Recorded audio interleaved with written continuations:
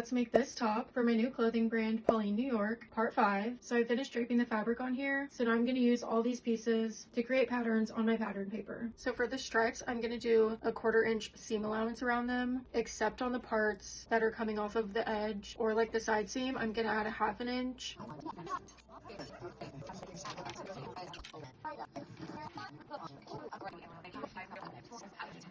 Okay, moving on to the base pieces now. So I think I'm just going to do a 1/2 inch seam allowance all the way around, and then I'm going to mark my dart by poking holes through the paper, and then I also need to add a little bit of ease into this, so I think I'm going to add like a 1/4 inch.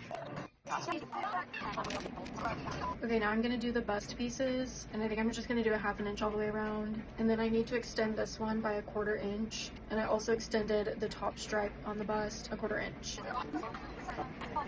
So I finished drawing out all my patterns, so now I'm going to cut them out, and then I need to add some notches, mark my grain line, and note that the front bodice piece is going to be cut on the fold at the center front, and I'm going to make notches for my boning channels that are going to go along the bottom and the center back.